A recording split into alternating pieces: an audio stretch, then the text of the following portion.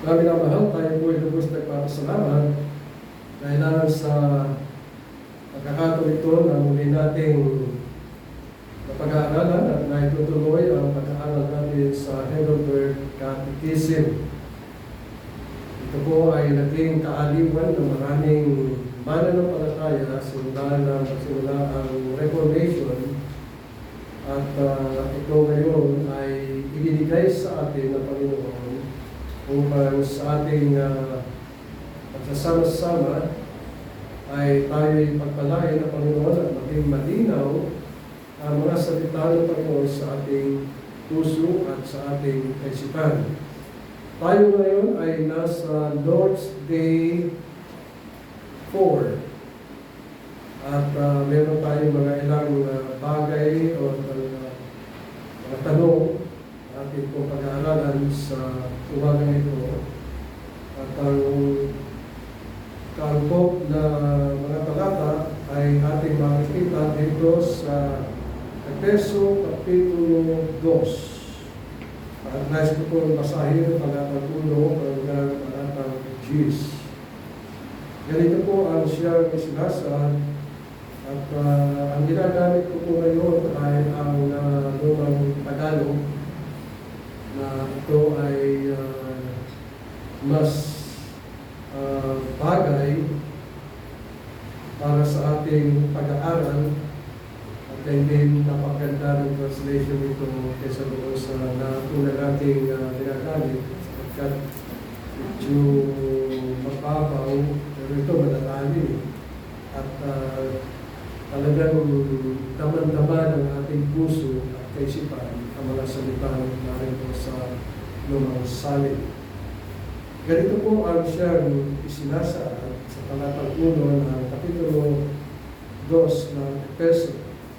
At kayo'y binuhay niya nang kayo'y mga patay dahil sa inyong mga pagsalangsang at mga kasalanan na inyong nilakaran noong una ayon sa lakad ng sanlibutan ito, ayon sa pangulo ng mga kapangyarihan ng hangin at ng Espiritu na ngayon ay gumagawa sa mga anak ng pagsuway.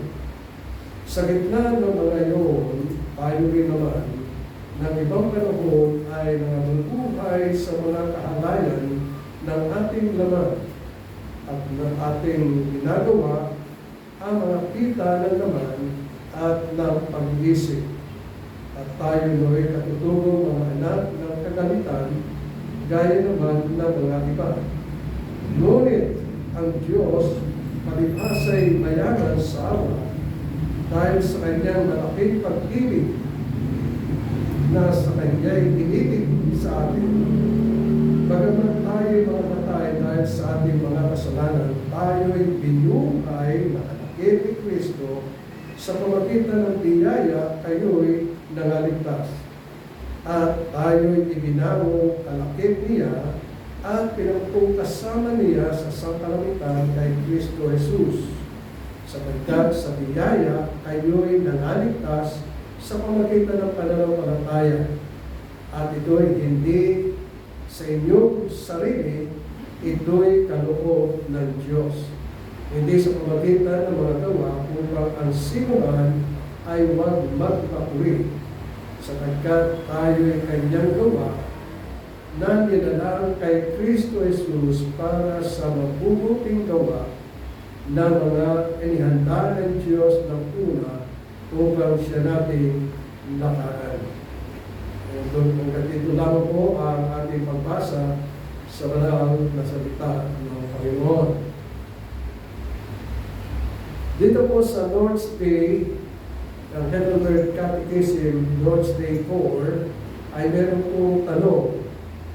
Ang unang katanungan, at ito ay tanong bilang siyam, sa gayon, hindi ba gumagawa ang Diyos ng hindi makatarungan sa tao sa hinihiling niya na matupad ng tao ang kanyang pag-usan na hindi niya magagawa? Ibig sabihin ay ang Diyos ay nagbigay ng kautusan At sa pagbibigay ng kamustahan ay hindi naman matutupad ng tao ang kautusan yun. Kaya ang sagot dito ay hindi dahil nilalang ng Diyos ang tao ay na may kakayahan gawin ito, subalit ang tao sa pagsulsol ng Diablo at ang kanyang kusang pagsaway kasama ng kanyang saling lahi ay naiwala ang divinong handog.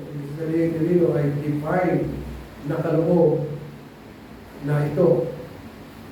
Sa tanong bilang 10, hahayaan ba ng Diyos ang iyong pagsuway at pag-iimaksik na hindi parurusahan?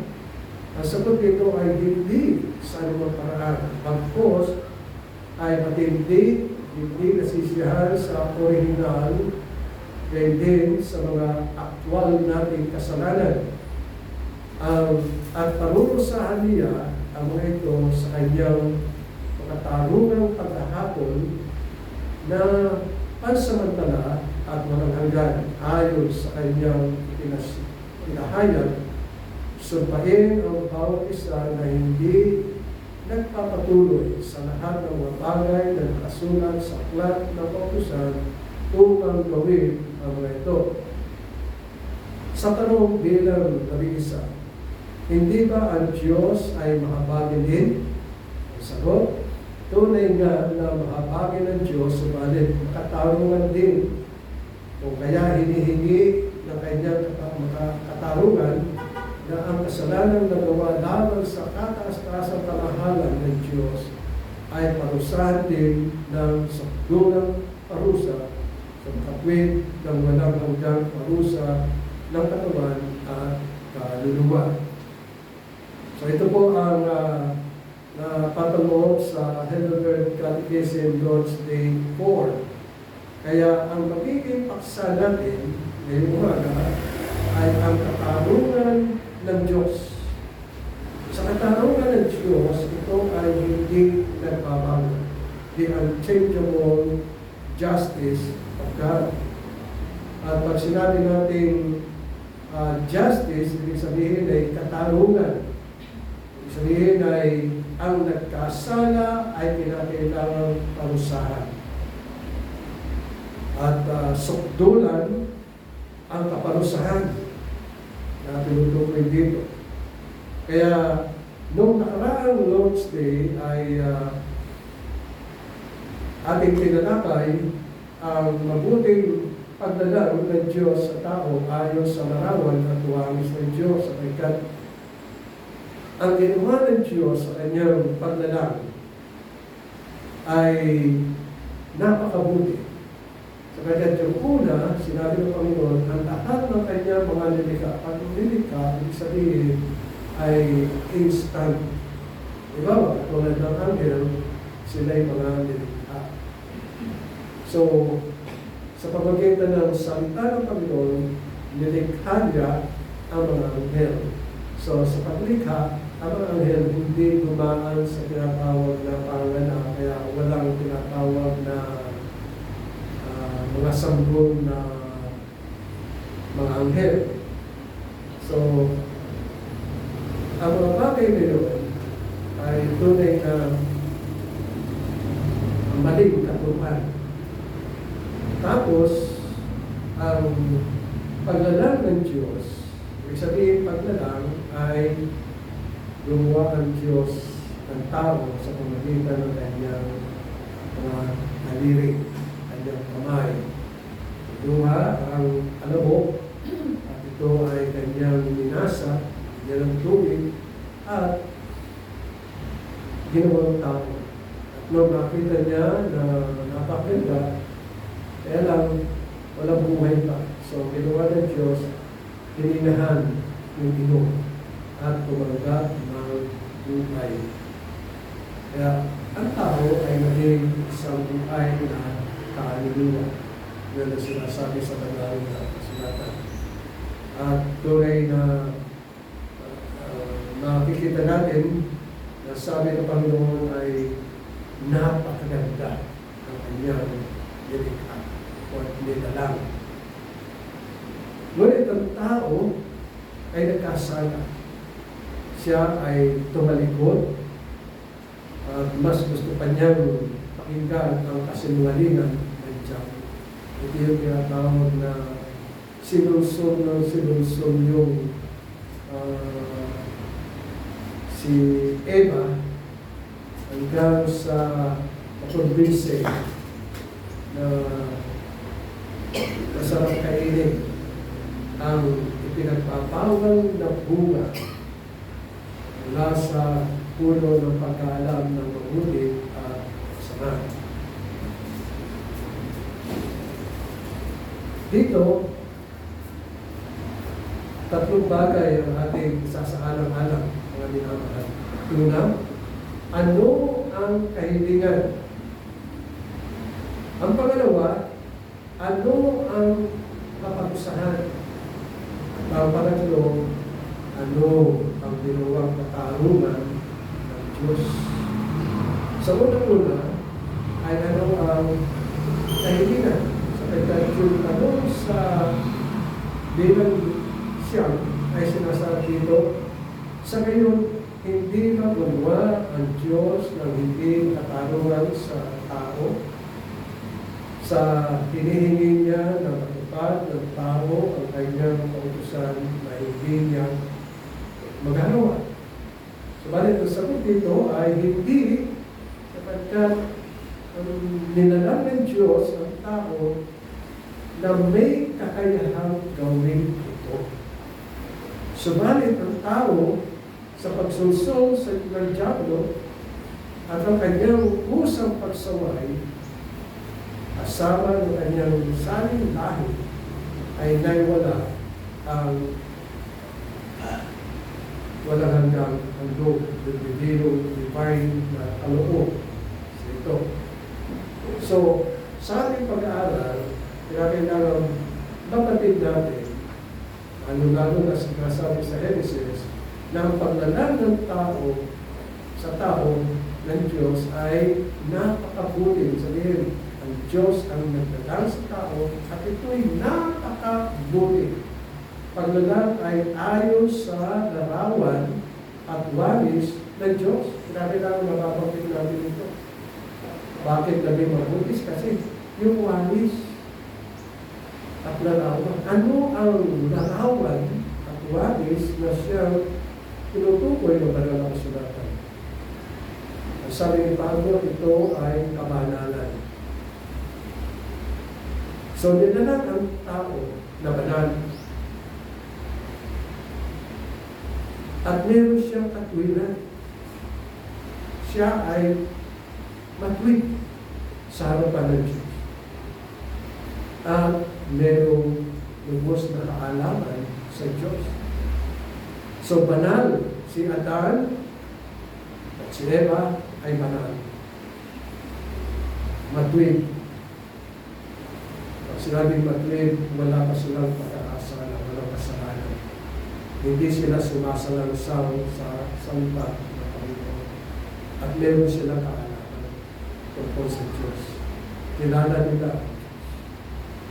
Ngunit, ang larawang yun ay nawala, nasira. Kasi sa sulsol ng Diablo, nagkasala sila. At yun ang siyang tinutukoy ng banal na kasulatan. Pag sinabi ay sinusol, sabihin, sila'y nakumbinse na pumanig sa Diablo, sa kasinungalingan ng Diablo, tinalikuran nila ang Diyos at pumanig sa kasinungalingan ng Diyos, kanyang tao, o ng Diablo. So dito tinutukoy ng banal na kasulatan na sinabi ng ating Panginoon sa Kristo na ang Diablo ay mamamatay tao simula-simula. At walang katotohanan sa kanya kundi pawang kasinungalingan. Tinutukoy din ang Banal na Kasulatan, ang layunin ng Diyos ay pangwasak, pumatay ng tao. Yun ang ninanais. Kaya, yung dating kaninginan ng buhay ni Adam ay nawala. Nawala yung kamanalan, nawala yung katwiran, nawala yung pagkaalam sa Diyos. Ano dahilan? Yung kadiliman ay sumuklog sa kanila. At yun ang naging buhay nila. Nawala ang liwanag sa kanilang puso. Nawala ang kamanalan, ang kasalanan, paliguan, kasamaan, ang pagsalansang ang kanilang madadama. Pag sinabing walang liwanag ay wala silang nakikita. Wala silang pagkaunawa sa Diyos. Kaya sa mga kapanahon na natin, walang nakakaunawa sa Diyos. Walang nakakapatid sa kanyang mga salita. Kasi nasa kadiliman. So, ganun ang kalagayan ng tao. Dahil sa kasalanan, malaya silang pumatay. Malaya silang magnakaw. Malaya silang mambuli. Malaya silang magbalat ng tao. Malaya silang mainis. Malaya. Hindi nila nakikita ang liwanag. Hindi kadiliman. Kaya nung magkasala si Adan, lahat ng mga nagula kay Adan ay kasalanan. Kaya sabi ng Banal na Kasulatan, ang lahat ay nagkasala at hindi nakaabot sa kalwalhatian ng Diyos. At ang kabayaran ng kasalanan ay kamatayan. Kaya kamatayan ang nag-aari sa lahat ng tao. Kadiliman ang nag-aari sa lahat ng tao. Pag itinanganak ang bata, kadiliman ang nag-aari sa kanya. Kasama kalikuan. Kaya kahit na maliit pa ang bata, marunong ng maluto. Kahit na maliit pa ang bata, marunong ng magsinungaling. Kahit na maliit pa ang bata, marunong ng bayan. Hindi na kinakailangan turuan. Sapagkat likas sa tao ang mataya. Yan mo pag yung sa pamimilitan,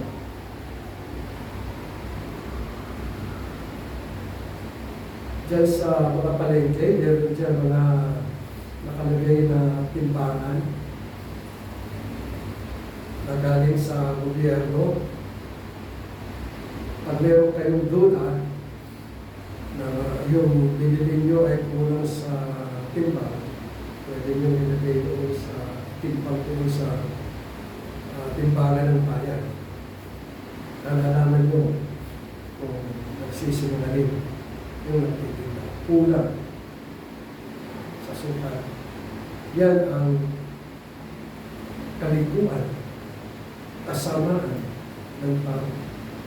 Apihin ang mga tao dahil sa kasalanan. Kaya nasabi sa Banal na Kasulatan, lahat ay nagkasala at ang kabayaran ng kasalanan ay kamatayan.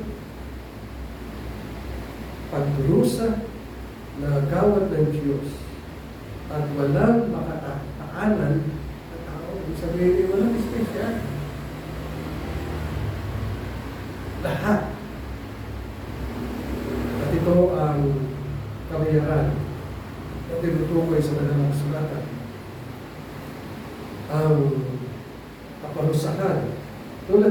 nasabi sa bilang 10.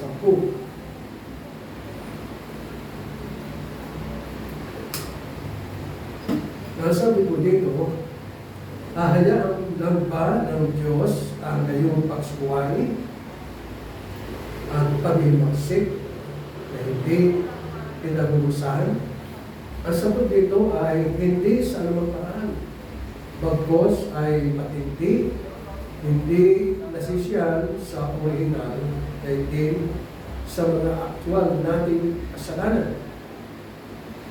At kaparusahan niya, or rather, paparusahan niya ang mga ito sa kanyang katarungang paghatol na pansamantala at walang hanggan ayon sa kanyang pinahayag. Sumpain ang bawat isa na hindi nagpapatuloy sa lahat ng bagay na nakasulat sa aklat ng kautusan upang gawin ng ang mga ito. Kaya lahat ay nagkasala at babayaran ng bawat isa ang kasalanan niyo sapagkat minana niya. Ito ang nakatakda sa lahi ni Adan. So lahat ng tao ay lahi ni Adan. At walang pinanganak na tao na hindi kay Adan, kundi lahat ay kay Adan. Kaya ang kabayaran ay kasalanan ay kamatayan. So ano ang kaparusahan na sinasabi ng Banal na Kasulatan? Sabi ng Panginoon, sa oras na kainin mo ang bunga niya ng galing sa puno ng pagka-alam ng mabuti at masama, ikaw ay mamatay. So tinutukoy dito na kamatayan ang kabayaran, kaparusahan. At dito tinutukoy sa ating binasa na mayroong tinatawag na pansamantala. Ano yung pansamantala? At ano yung walang hanggan? Ang sinasabi sa Banal na Kasulatan ay ang tao pag namatay ay pansamantala. Ang pansamantala ay tinutukoy yung kanyang katawan na mamamatay, hihinto sa paggawa, at magsisimulang pabulok. Kung minsan, pag ako'y nakabasa ng article, meron nagsasabi na yung mga tuhod, tuwa-tuwa at pinagpipiestahan yung katawan ng namatay. Kasi patay. Yun ay tinutukoy na pansamantala. Na ang tao ay nilalang mula sa alabok ay babalik sa alabok. Pagkalipas ng 5 taon, ay magpapasimulang mabulok ang kanyang katawan at pagkalipas ng 5 taon, buto na lang ang nakikita sa katawan nito kasi yung lahat ng kanyang laman ay bumalik sa alabok. Yan ang kaparusahan kamatayan. At yung sinasabi dito na walang hanggan na kamatayan, ito ay pagdurusa na ginawang kasamaan, kalikuan, at paglabag sa kautusan ng Diyos. Yun ay hatol ng walang hanggang kamatayan. Ang ibig sabihin ay siya'y parurusahan sa isang lugar na doon ay kanyang dadanasin ang paghirap. Ang kanyang madadama ay pagnanalik ng ngipin at matinding daing ng kaparusahan dahil sa apoy. Kaya nga ito ay bunga ng katarungan ng Panginoon. Sa kanyang katarungan, katarungan ay paparusahan ang lahat ng nilalang na nagkasala sa kanya. Lahat ng saling lahi, lakayanan, hanggang sa huling tao na ipapanganak, parurusahan ng kamatayan.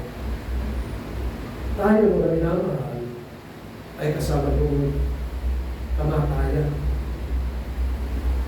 Kamatayan na magdurusa sa walang hanggan. Ang impyerno ay nilikha ng Diyos na kaparusahan. Sapagkat ang Diyos ay banal at kinabubuhian niya ay ang kasalanan. At lahat na nagkasala ay doon ibubulit ng Diyos. Kaya walang makakataanan sa katarungan ng Diyos, sa kaparusahan. Maging tayo. Kaya naman, ang kagandahan na ginawa ng Diyos sa atin, dahil lang sa kanyang matindi at mayamang awa at pag-ibig sa atin, ay binigay ng Panginoon ang kanyang buktong anak. Siya ang umako ng ating kamatayan. Inako niya doon sa krus sa Kalbaryo yung kamatayan na nakatakda sa bawat isa sa atin. Kaya ang sino man sa kanya'y sumampalataya sa Panginoon sa Kristo ay hindi mapapahama, kundi magkakaroon ng buhay na walang hanggan. Kaya ang mga mananampalataya ay mapaalala sapagkat may namatay para sa kanya at ito ay ang Panginoon sa Kristo. At sa kamatayan ng Panginoon sa Kristo, pinagkalooban tayo ng buhay na walang hanggan. Patay sa Panginoon, magpakailanman. Kaya ito ang ating hinihintay sa ating pamumuhay. Ang pagdating ng Panginoon. At habang tayo ay naghihintay sa pagdating ng Panginoon, kinakailangan tayo ay tumitibay, lumalago, at napagbubulay-bulay ang mga bagay na ginawa ng ating Panginoon sa Kristo doon sa krus sa Kalbaryo. Sapagkat ang ating buhay, dati, sabi dito sa binasa natin sa Efeso, dati tayo ay patay. Sabi sa talatang 1, sabi niyo, nang kayo'y mga patay dahil sa inyong mga pagsalansal at mga kasalanan. At ano ang ating mga nilalakaran ng una?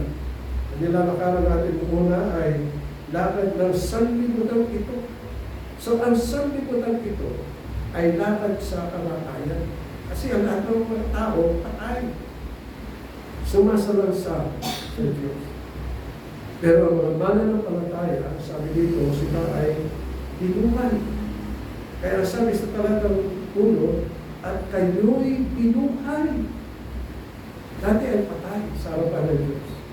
Pag sinabi patay, wala nang halaga yan.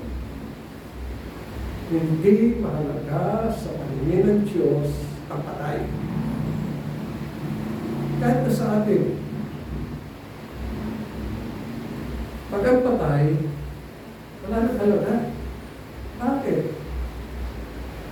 Wala, abdo na lang eh. Halimbawa, meron kayong mahal na aso. Pag buhay, love yun. Pero pag namatay, wala nang halaga. So, sa Panginoon, ang mga patay ay walang halaga. Kaya yung mga tumatawag sa Panginoon, Panginoon, sabi ng Panginoon, hindi ko kayo kilala. Kasi ang turing niya sa mga tumatawag ngayon ay patay. Walang halaga sa Kanya. Pero ang mga mananampalataya, napakahalaga sa harapan ng Panginoon. They are precious sa harapan ng Panginoon. Sapagkat naglaan at ibinigay ng Panginoon ang kanyang sarili tungkol sa kanyang mga minamahal. Kaya nga ito yung sinasabi sa talatang 4. Ngunit, ang sabi dito, ang Diyos palibhasa'y mayaman sa awa dahil sa kanyang malaking pag-ibig na kanyang inibig sa atin sa mga mananampalataya. Kaya ang mga mananampalataya ay buhay, hindi na sila patay. Sila'y buhay at mabubuhay magpakailanman. Yan ang kagandahan na ginawa ng Panginoon sa atin. O kaya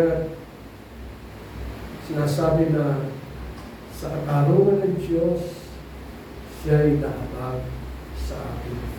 Nahabagin. Kaya ang tanong ay sa labing isa, hindi ba ang Diyos ay mahabagin din? At ang sagot dito ay, tunay na, mahabagin ng Diyos. Subalit, katarungan din. So yung talatayan natin ng kasalanan, kamatayan din. Pero merong namatay para sa atin.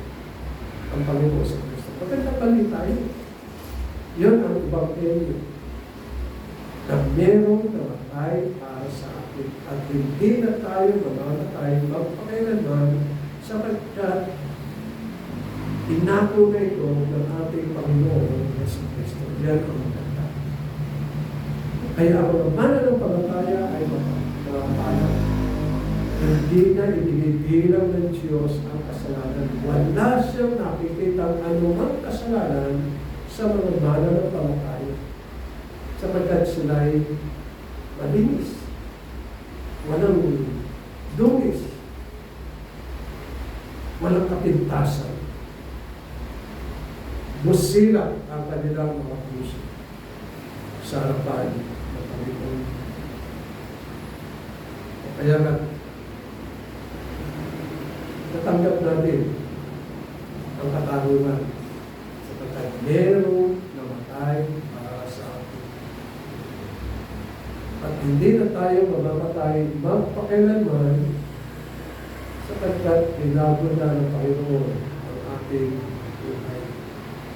At yan ang nakakagala at kapalaran ng mga mananampalataya. Pagbasta natin yung katarungan na ginawa ng Panginoon sa Genesis. Sa Genesis, Kapitulo 18, talatang 20, ay sinabi ng Panginoon, sapagkat ang sigaw ng Sodoma at Gomora ay malakas, sapagkat ang kasalanan nila ay napakalungkat. Sabi sa Genesis chapter 18, verse 20. So, ang mga anghel, sinabi ito kay Abraham. Tinuro niya ang Sodoma, ang Gomora. At sinabi din ang plano. At siya pupunta doon. Kaya nang pumunta ang mga anghel doon, si Lot ay naroon sa tarangkahan ng syudad ng Sodoma at Gomora. At nag-usap sila ng mga anghel. At niyaya ni Lot ang mga anghel sa kanyang tahanan. At sinabi ng mga anghel na kanyang tutunawin ang Sodoma at Gomora. So, napangha si Lot. Pero yung panahon na sinabi ng Panginoon, oras na para gunawin ang Sodoma at Gomora. Ano kanina ginawa ni Lot? Nagpatumpik-tumpik pa si Lot. Sabi sa Genesis chapter 19, verse 16, datapwat siya'y nagluluwat. Ibig sabihin na nagluluwat ay nagpapagal-magal pa at paikot-ikot pa at tumpik-tumpik pa. Ay sabi ng mga anghel ay oras na ang pagtunawin. Bakit? Kasi yung kasalanan Palukada. Kaya ang ginawa ng mga anghel, ginawagan ng mga lalaki ang kanyang kamay. Ginawagan ng mga anghel. Yung kamay ni Lot, kamay ng kanyang asawa, kamay ng kanyang dalawang anak, sa habag sa kanya ng Panginoon. At sila'y kanilang inilabas at siya'y kanilang inilagay sa labas ng bayan. Talagang ilalagkad sila palabas ng Sodom. At ginunaw ng Panginoon, sabi sa verse 24 ng chapter 19 ng Genesis, na magkagay nagpaulan ang Panginoon sa Sodoma ng asupre at apoy mula sa Panginoon na buhat sa langit. So yung mga tao na namamatay sila ng buhay sa pamamagitan ng asupre at apoy. Ngayon, sabi sa report, mga nagpupunta noon sa Sodoma, wala na silang nakita ng rabyan dito, mga musali. Pero naroon pa rin yung asupre. Nagliliyak. Eh, kailan pa nangyari ito? Matagal na. Almost mga 1,000 years ago na siguro. Eh, pero yung asupre at saka apoy na ito, nagliliyak pa rin, umuuso. Ganong katindi ang hatong ng Diyos sa mga nagkakasal at sa mga makasalanan. Yun ang katwiran at katarungan ng Panginoon. Pero, sa katarungan ng Panginoon, ililigtas niya si Lot at ang kanyang mga anak. Kaya lang, yung kanyang asawa, sila'y malayo na, lumingon, sabi ng Panginoon, kaya naging asin, naging asin. Kaya suspension ng marami, yung negro nakatayo ng isang halili, na 40 tao, yun ang asawa nila. Kaya ang mga salita ng Panginoon ay makapangyarihan at mahusay. Na mga nagkasala ay pangusay. Ngunit ang sumasampalataya sa Panginoon sa Kristo ay mayroong buhay na walang hanggan. Kaya ito ang surely sinasaad dito sa ating kapanahunan. Nasabi dito, ngunit ang Diyos palibhas ay mayroong asawa dahil sa kanyang malaking pag-ibig na kanyang inibig sa atin. Yung malaking pag-ibig, yung malaking pagsinta sa atin. Na bagamat tayo mga patay dahil sa ating mga kasalanan, tayo'y binuhay na kalakip ni Kristo. Kasama, kasi ang Panginoon sa Kristo, ibinalo ng Diyos. Kailan ibinalo ng Panginoon sa Kristo? 2,000 taon na ang Panginoon. Kasama tayo sapagkat ang mga pangalan natin ay nasa Panginoon sa Kristo, ibinigay ng Diyos kanya yung ating mga pangalan. At ang sabi dito ay tayo ay binuhay na kalakip ni Kristo sa pamagitan ng biyaya, kayo'y nangaligtas. So ang biyaya ng Diyos ay napakalakila sa bawat isa sa atin sapagkat binigyan tayo ng buhay na walang hanggan sa pamagitan ng ating Panginoon sa Kristo. At tayo'y ibinawang kalakip niya. Hindi lang binuhay, sapagkat dati tayo patay, ngayon binuhay at ibinawang kalakip niya, kalakip ng Panginoon sa Kristo at kasama niyang pinaupo niya sa kalamitan kay Kristo Jesus. Kaya na, sabi dito sa talatang 8, sapagkat sa biyaya kayo'y nangaligtas sa pamagitan ng pananampalataya na ito'y hindi sa inyong sarili, ito'y kaloob ng Diyos. Ito ang ginawa sa atin ng Panginoon. Hindi sa pamagitan ng mga gawa, kung ang asiman ay huwag magpatuloy. Tayo'y naligtas. Hindi dahil sa ating sarili, kundi dahil sa ginawa ng Diyos sa ating buhay sa pamagitan ng Panginoon sa Kristo. Kaya yung talatang Diyos, ito'y tumutukoy sa bawat isa sa atin sapagkat tayo'y kanyang gawa. Ano ang ginawa ng Diyos sa ating buhay sa pamagitan ng Panginoon sa Kristo? Winisikan tayo ng tubig. Nilinis tayo sa pamagitan ng dugo ng ating Panginoon sa Kristo. At dinago ang ating espiritu. Na dati ang espiritu natin ay madilim, masama, liko, dinago ng Diyos. At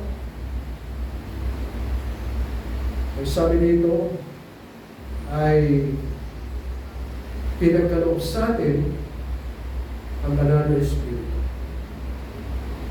Kaya sabi dito ay tayo'y kanyang gawa. Ang Diyos ang gumawa ng ating kaligtasan na nilalang kay Kristo Jesus para sa mabubuting gawa. Na mga ihanda ng Diyos ng una pa upang siya natin lakaran. So yung ginawa ng Panginoon sa Kristo, ito'y panukala bago pa katawag ang sanlibutan. Kung ang bawat isa sa atin ay mabuhay na tayo'y kasama ng Panginoon sa buhay na walang hanggan. Amen. Maraming salamat, Panginoon, sa mga pag-aaral nito at patuloy na kami pagpalain sa matalas sa pangalan ni Jesus.